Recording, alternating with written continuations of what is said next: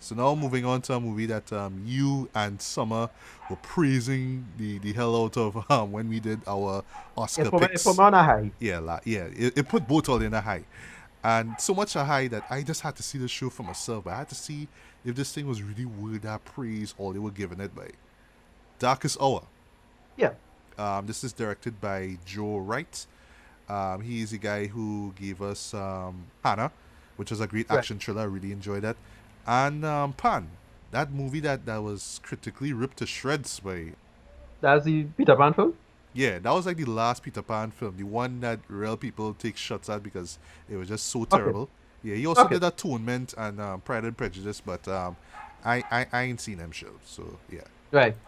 Right, but anyway, so this film pretty much is based on the times, basically, not so much the life, but the times of Winston Churchill.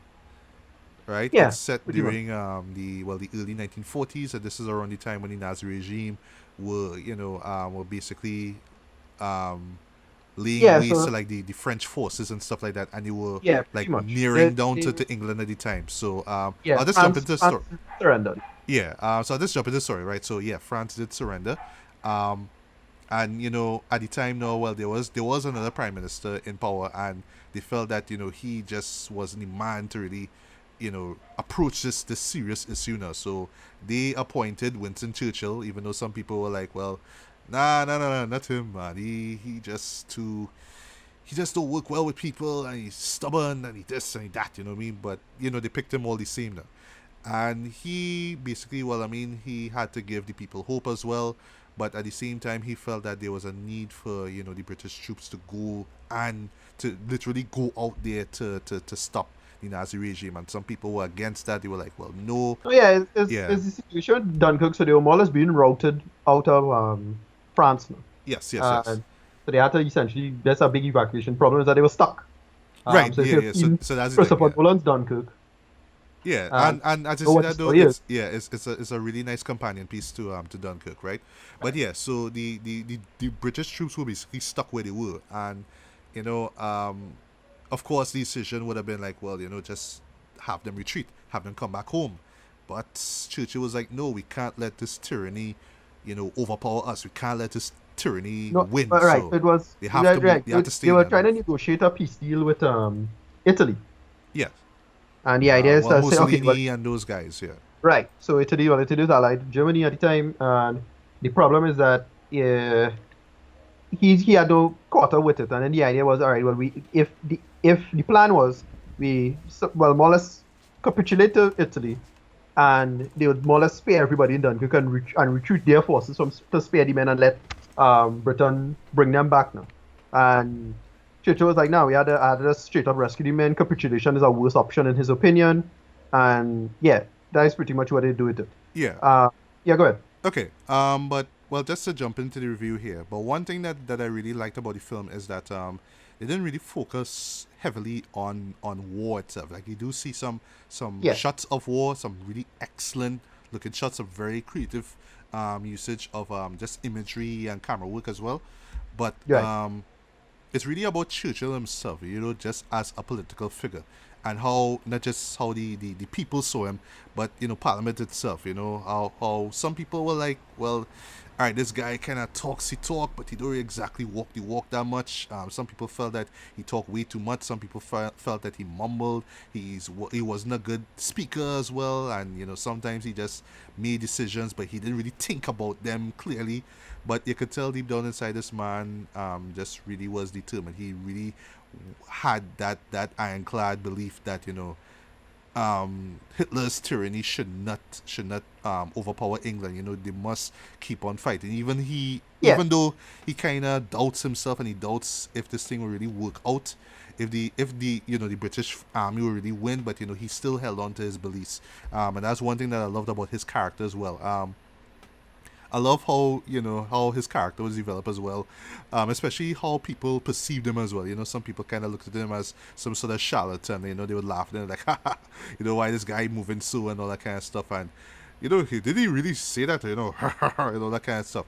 Just sticking up their nose to him basically. But I could tell that that Winston was hearing all that kind of stuff, but still he was like, And yes, he is arrogant. You know, we No, he's would a admit, yeah, douche. he is arrogant. Yes, he is a douche, but but not in a not in a hateful kind of way though. It's more like, well, yeah, he want to be, you know, people throwing shade at him. He want to be blinded, but you know, you could tell that maybe if he just sat down and taken a little bit of the criticism a little bit, you know, things would have played out a lot better. He would have won more hearts, especially in Parliament as well. But it was more like, all right, well, I just gotta stick to this one thing, and we just have to see how things play out. And maybe every once in a while, I'll give like a little powerful speech to rile people up now.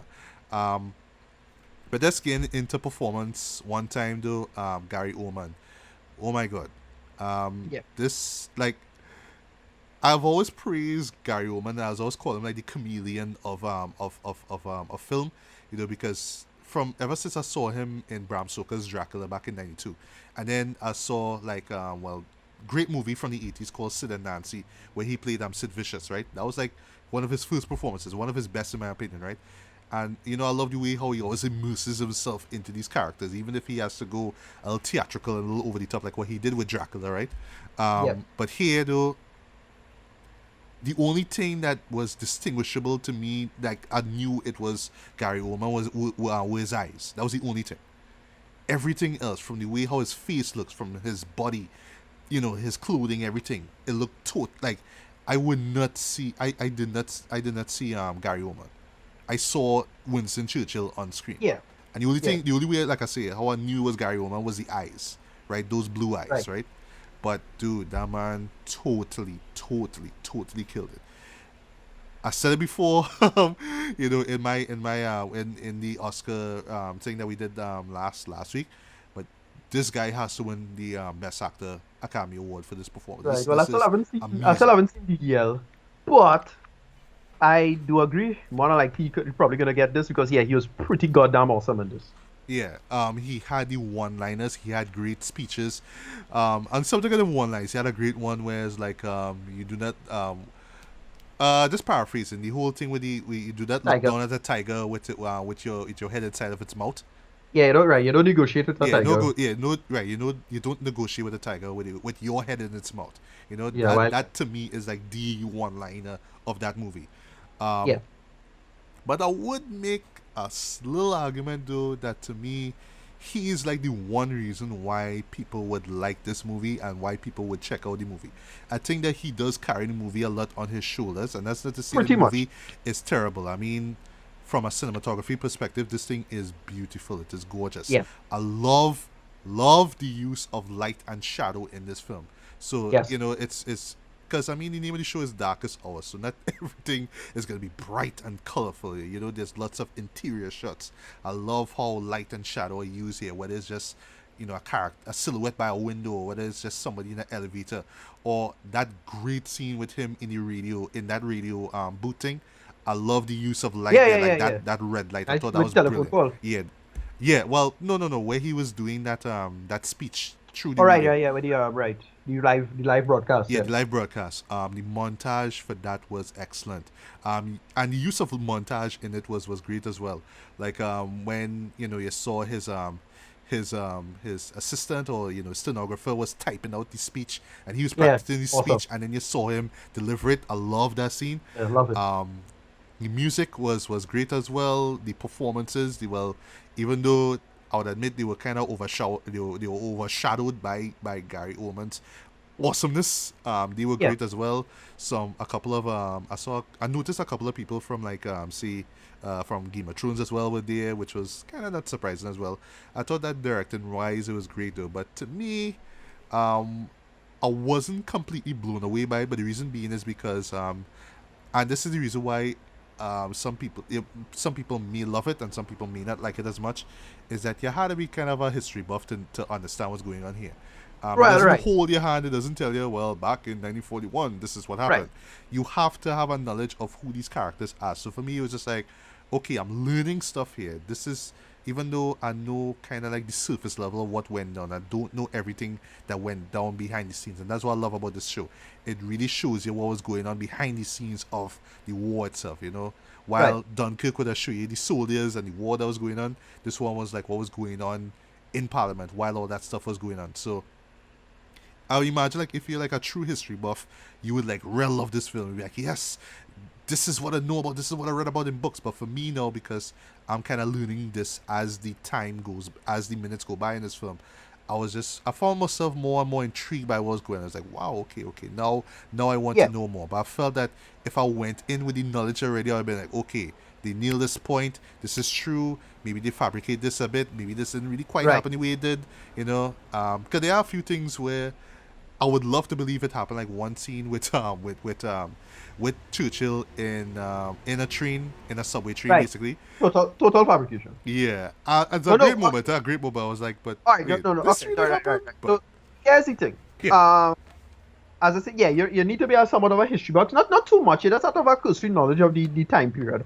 And I am marginally familiar with some of this stuff, so I can say, right, who was what, where, and why, what was going on, who was this, and then more the little personal internal facts is whether or not you go fabricate or not.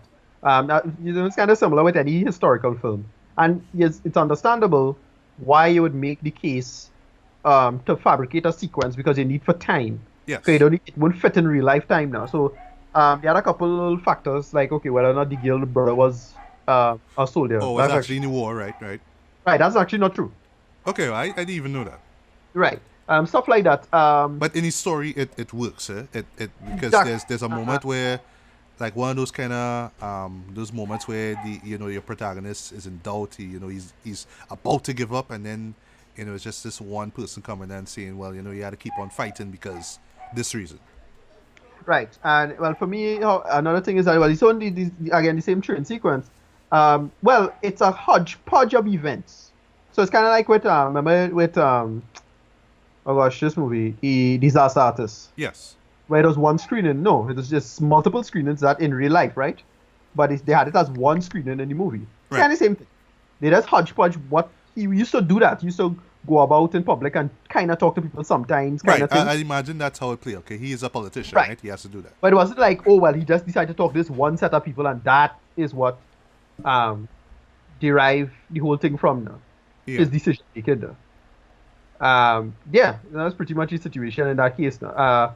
So it's stuff like that in mind because it get the spirit of what you wanted to do now. Yeah. For the sake of good storytelling. So it's not a big problem. I don't think they had any major like politically factual things like they couple things involving oh gosh not his friend the name slipping me right now but Not the uh former prime minister, right? yeah, the other thing who had to he died a couple months after the decision making. So stuff like that now. Yeah. Yeah. So that's about it. It's not like it's a big problem, but it is making the story fluid. That's Yeah. any philosophy, that's any historical account stuff. The probability of you being trying to be fully accurate is almost always mess up your story. You have a story to tell first and foremost, and then facts after. Yeah. So you compromise and find a halfway, and that's kind of what they did, which was fine for me. Right. Couple other things before I forget that this is just for people who want to see this film. Huh? I like how unapologetically British it is. Yeah, It's not Hollywood. Like you will know the difference between a Hollywood film. Like if say Steven Spielberg were to make a movie about this, there would be that lush John Williams music in the background for certain scenes. There would be that one moment where, even though you do have that in the film where it's like they're driving the force home and the music swells up and it's like yeah, that kind of stuff. They do that right. near the end, but it's done in in this in such a British fashion where it's not so much about flashiness and showing off. It's just about what's being said. It's more about what's being said than the actual feel of what's going on. Like that kind of thing. There is not so much about the camera work or the cinematography. It's just about the performances and what's being said here. Yeah, And just the way how the characters talk and interact. It really does feel very British. It's not about anybody trying to upstage anyone because yeah, Gary Oldman is the man here in this movie here. Another thing too, yeah, this is one of those shows where you have to be patient with it. I would say it moves at a snail's pace. It takes its time. It tells the story well, but don't expect it to move fast. Don't expect a lot of things to be, hitting you over the head. And because it's set during wartime, don't expect to always constantly for the film to just constantly cut back between war scenes for you to be engaged in it. This is more about the stuff that's going on, while the war was going on. So you have to be patient with it. And for some people, they might find it to be a chore to sit through a movie like this, but it's just a bunch of talking and a bunch of politics and blah Yeah. blah blah blah blah, and a bunch of snotty upper class British people. But it's more than that. So yeah, I mean, while I would imagine myself being blown away, especially if I love, 'cause I mean, I love World War II history, yeah, but I just know about it like on the front lines, on the battlefields, that kind of stuff. I don't know about it.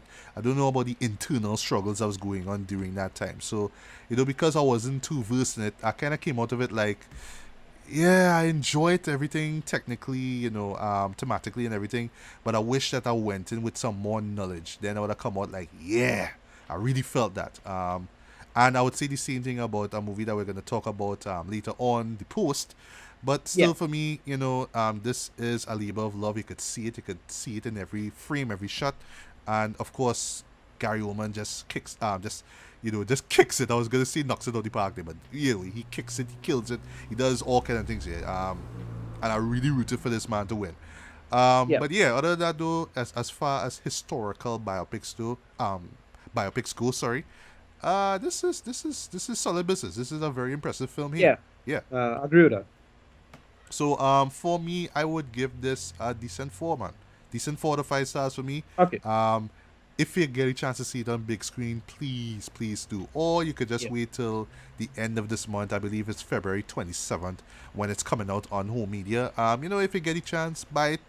Check it out. But you believe me, you'll be blown away by Gary Oldman's performance. It's just how he is so immersed in his character. You don't even see Gary Oldman. You don't even Right. get his mannerisms at all. It's just Churchill. And once again, because I'm not a big history buff in terms of that, I can't say, well, this is, yeah, this is how Churchill really was, and this is how he sounded like, and all these kind of things. I don't know. I just know him as a part of history. I never saw, I never heard any, I never saw any like archival footage of him or ever heard anything from him. You know what I mean?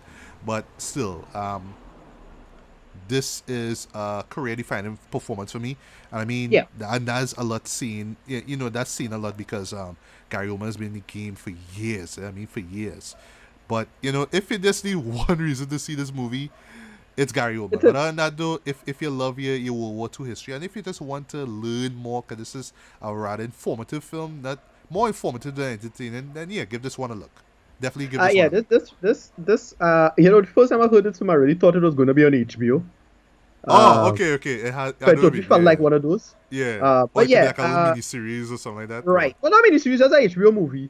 If it had a lower budget, it would have been that. But yeah, this for me was really, really good. It had a couple of again with the inaccuracies, but for the serving to the purpose, it works well. It's pretty standard stuff when it comes to biopics for the most part. Nothing brilliant, brilliant, but because Gary Woodman's performance puts it over the top now. Right, again, excellent editing. It really, really works for me. Yes. Yeah, I'll give this one like a low IMAX. All right. All Uh, right. All right. All right. it does stumble a little bit in when it comes to the general narrative, but where it's strong, it's very, very strong. Yes. And I get why this switch on serve its purposes. So that's pretty much it from me for that. Yeah, low IMAX. Cool. All right. So, continuing the Oscar, well, the Best Picture Oscar nominees. Now we're going to get into one that has been getting like a shit ton of praise since it come out. Many people calling it one of the best of the year. And well, you didn't see it, but what I'm talking about is a movie by the name of Call Me by Your Name, Right. which is based off of the novel of the same name. It came out in 2007. This is directed by Italian director by the name of Luca Guadagnino. Forgive me if I got the name wrong. He made films that I have yet to see, like A Bigger Splash, The Protagonist, and I Am Love, right? So this here is, well, it's pretty much like a kind of American Italian production, well, co-production, I should say, because, Yeah. okay, so the leads here we have, well, Timothy Chalamet, sorry. Yeah, last time I saw him, actually, believe it or not, was in another Best Picture Oscar nominee, Lady Bird. he was the second of Lady Bird's boyfriends that she had in the Right. film. Yeah, Yeah, yeah, he yeah. was that punkish kind of guy, the emo guy, With the basically. band, yeah. Yeah. And he was also in Interstellar as well. Um, All right, yeah, right. yeah, That yeah, yeah. Like younger son. yes, yes, yes. I Right, right, forgot right. he Yeah, yeah, was that's in him. that movie, Jen. Um, we also have Army Hammer, sorry. And I'll Right. confess I'm not the biggest fan of him. I haven't seen all of his movies. I haven't seen No, Man Lone from Rangers. Uncle yet. No, I right. did I see the saw. Lone Ranger. Lone Ranger was terrible, Yeah. terrible. Hated that. I generally, I actually defend Man for Uncle for the most part, but yeah, he's an actor who's been fluctuated. But I heard he really fits this role quite well. Yeah, yeah, yeah. Well, I'll talk about his performance in a bit. And we also have once again Michael Stuhlbarg, sorry. Yeah. Yeah, Right. he is in three of the four movies that we talking about here today. So of course, the next Yeah. one is The Post. Yes, he's in that movie too. Wow, he has had a year, right? So basically, this story is set in the early, well, let's say the mid 80s. It's set in Italy, and Right. Timothy plays the character of Elo Pullman.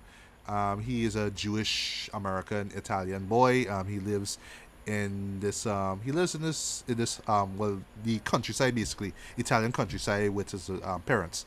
Um, his father actually is an archaeology professor, and he invites one of his graduate students. His name is Oliver, to just pretty much to stay with them for a while, like just basically on vacation, if you will. So this guy Oliver is played by Amy Hammer.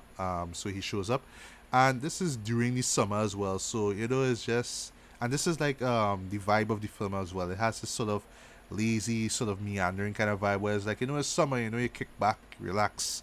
There's moments of characters going into the into the river, and swimming and stuff like that. They have little parties, they have little cookouts and stuff like that. It's just Right. rocking back, chilling, just living life, basically, right? But what makes things interesting now is that Elo has this fascination with Oliver, right? And then what makes this film pretty interesting, certain films, one in particular I have to call out, Play the Devil. Trinidad's Play the Devil.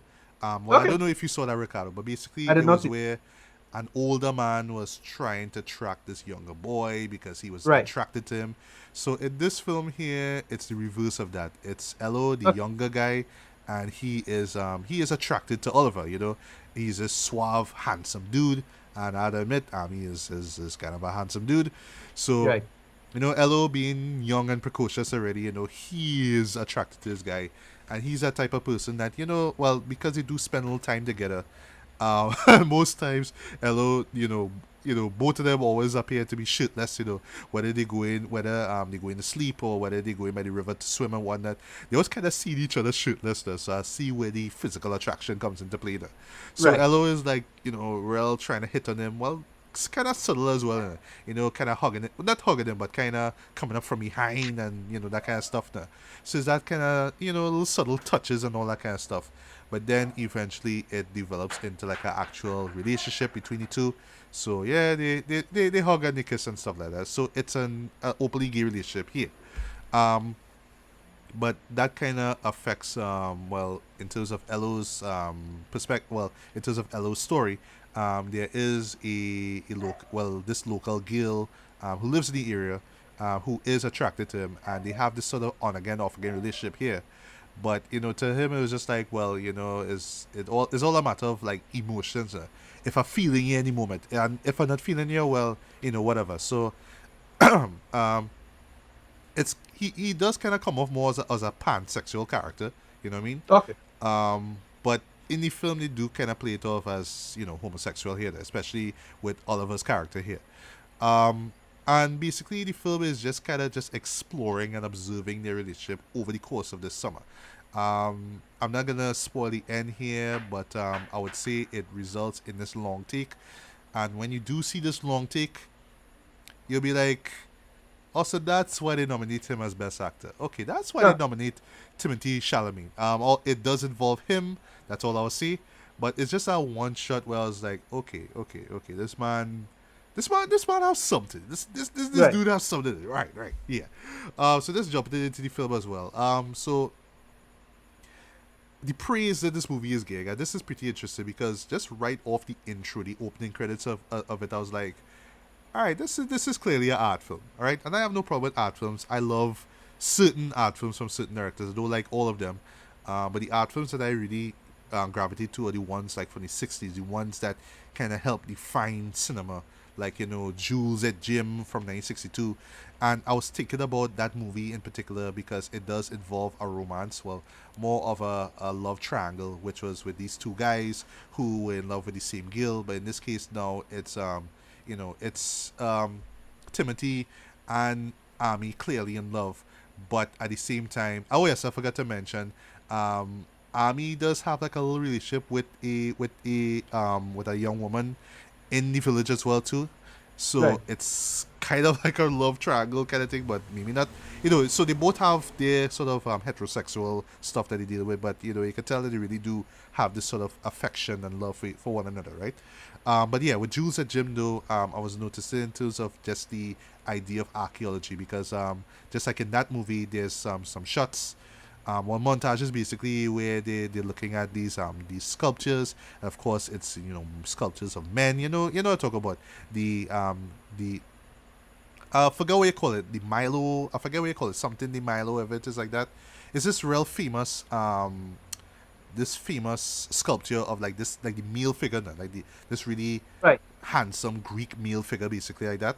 And just it kind of adds a lot to this movie here, and this kind of obsession with the male form as well, with the male gaze, basically. Um, Also, too, it does have a couple of like artistic little moments as well, visually. Like there's one scene where, like a quick scene actually, is like a flashback, and they add this sort of dark room sort of visuals to it. I was like, okay, okay, I know I saw that before in a movie already, like another art film, but for the life of me, I can't Vicky, remember what it is. Vicky Cristina Barcelona. It's not that. Actually, it's an older film, but it's one that used that same sort of dark room effect. I can't remember what it is. Right. Red Effect. Yeah. Yeah. But on the subject of art film, one thing I really love about this movie here is that it does harken back to that old era of art film where, it Right. was really a true contrast to like stuff that was coming out of Hollywood, right? So Right. like it's like those European films, those French, Italian films, for example. This one takes its time. It's slow, a little it, a little slow at times, I would admit. But I know to some people they might find this thing really dragging a lot. But I understood where they were coming from because once again, because of the setting of it, it's summer. It's like you just basically you wake up, it's always sunny, you could always go and swim or hang out with your friends. And the case of Italy, and this is one reason why I want to go to Italy so bad, it's just the idea that you could just jump on a bike and just go just ride to the city and do whatever you want, that kind of thing. Like I love that. Right. It really does romanticize Italy in in a really magnificent way. But really, it's about the characters themselves, and while they don't really do a lot of, while the characters themselves are like complex or like really, they don't really go out of the way to really flesh about a lot. But there's a lot of subtlety and nuance in their characters as well. Whether it's how characters react to certain things, or the silence, or just stuff that isn't being said, stuff like that. I thought that it added a lot to the film as well. Even right down to the relationship that Oliver has with Ello. It's not like telegraph out there like yes they're gay and they love blah blah blah blah blah. It's really like kind of secretive as well, like but at the same time, and this is another pretty interesting thing here about the show, is that well, the parents aren't exactly aware of it, but they know that there is this relationship between the two of them, this Right. friendship, at least that's how they call it. But interestingly enough, this actually caught me off guard. Michael Stuhlbarg's character, well, He's he the plays father. Elo's father. Yeah, he has some deep-rooted secrets as well. Well, slight spoiler, he did have homosexual feelings at a point in time in his life, so he Right. more than understands what his son is going through. And while the father kind of treated it as a phase, and he kind of um, expects that same thing to happen to his son. He understands why his son is going through that. He kind of encourages him to do it, but not in a yeah, go out, man, and have this older man do every what you want, but more in a yeah, just see how it plays out. I trust you to be smart enough to know how to Right. move, right? Um, and what I like to, similar to Moonlight, it doesn't really glorify or beat you over the head like, yes, it's about this gay relationship story, and this is like the highlight of the whole movie. It's not that really. It's really about how humans, all character, how we in general, how we feel towards other people as well. If we feel passionate towards somebody else, how would that play out? If we get jealous or envious because that same person is like kissing or dancing with somebody else, how do we feel? And also Right. how we deal with that as well. So even though the topic is quote unquote taboo. And on the subject of taboo, yes, there are some moments where, yes, Army and Timothy are shown kissing each other up as well. Though they will, there will be that audience that will go to see this movie just to see that. I'd be like, wow, we need to see more movies like that. I mean? And I remember that was like the same thing I know some people would have said about Moonlight, even though that Right. movie Was not was about. not really about that. It was just really this examination of this kid who is growing up in like the worst of the worst conditions, but he just so happens to be gay or Right. bi-curious, however it is, right? Um, so yes, while the movie does have those moments, it's not like at the forefront. It's not like, oh well, this is like some kind of gay propaganda film.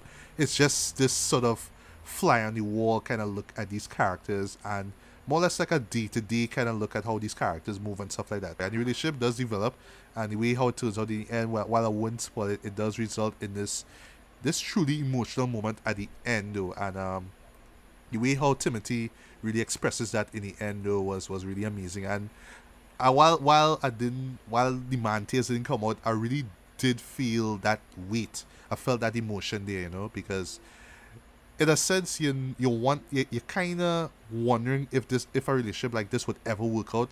But to me, just a relationship with a young person and an older person will never work out Right. anyway. Right. But something like that, like in the movie, plays out quite realistically as well. And because you relate to Timothy's character a lot, you kind of do feel that emotion when that moment happens, right? And you understand it in terms of the context, in terms of the whole homosexual context, why it happened. It's kind of heartbreaking, but it's something that you know not I would say you wouldn't you kind of come to expect, but it's like, well, yeah, this is how things kind of play out. Unfortunately, not everything Right. is gonna play out how you expect it to. That's just life, right? Okay. So as for performances, yeah, I would say that Timothy is the standout for me. I like how he plays that character where he plays it realistically. That's how I see it. It's not some Right. kind of big Hollywood kind of overacting kind of thing. He plays like a normal kid, and you can relate to that. You could tell, yeah, the man is going through the motions as well. You can understand why he feels that way. When he feels bored, when he feels horny, stuff like that. You get that. Army Hammer as well too. I really appreciate his performance as well. In his case, it was just more like, you know what? I just go in at the beat of my own heart. However, I feel I'm just gonna move like that. Wherever it is.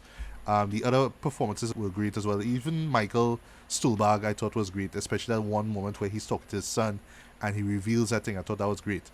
The meandering narrative might throw people off, especially like in the Right. first act where it's like, well, all right, okay, I just see like this day-to-day thing, but where's his story? When is it gonna pick up? And then it actually kind of picks up when they do when Oliver and Elo start that relationship. And still from there, it doesn't kind of play out in a Hollywood sense. It just plays out once again like it's summer. Like one day they do this, and then they go on this trip here, they go here, they do these kind of things, and things are going on. That's how it feels. So it's literally like this condensed version of a summer in these characters' lives. And once you go in knowing that, you'll kind of appreciate the narrative and where they're going for. Directing wise, well, I thought that the cinematography was gorgeous. It was beautiful. You really do want to go to Italy. You really do want to visit the countryside. You really do want to experience that life there. It has this sort of 80s aesthetic as well, especially with the title card in particular, Right. which is very 80s in my opinion. But everything else though, like has this sort of like artistic feel to it. The way how it's edited, the way how the music feels as well. Oh, and as for that best original song, that Mystery of Love, like I heard it, and it's a really nice, really sweet, very indie-ish kind of song in a way.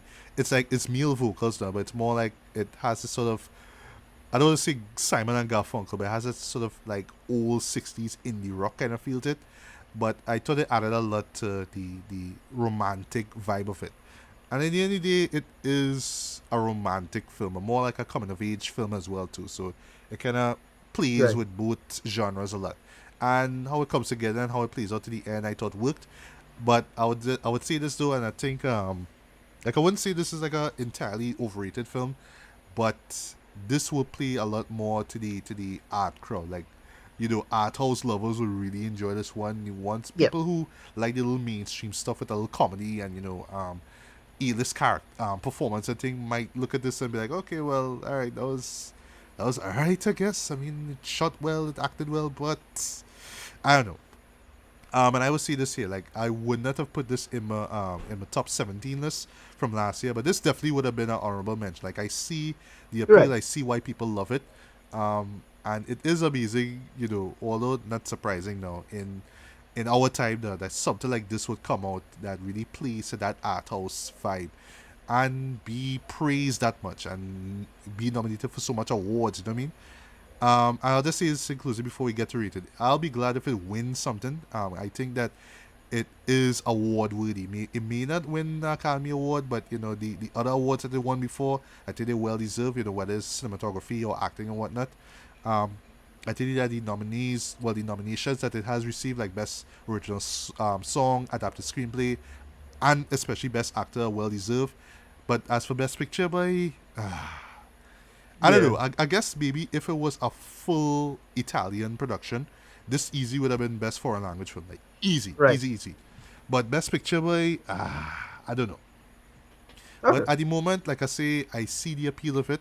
This is not a movie that I would go back to in a hurry, but this is one that maybe if I watch a couple more times, I would appreciate it. I really love it a lot more. And according right now, I have a sneaky suspicion that one of these days this will get a Criterion Collection release. Right. But I think it would have gotten it quicker if it was released as Italian. And, selling it as this foreign language film would have really made it would have made it garner an Oscar. But who knows? Weirder things have happened already in the Academy Awards. So Right. for me at the moment, I would give this a strong 3.5 out of 5 stars, man. It is worth checking out, but I would say it's not for everyone. The slow pace and the artsy feel of it might turn off some people. Might find it boring and pretentious and not really going anywhere.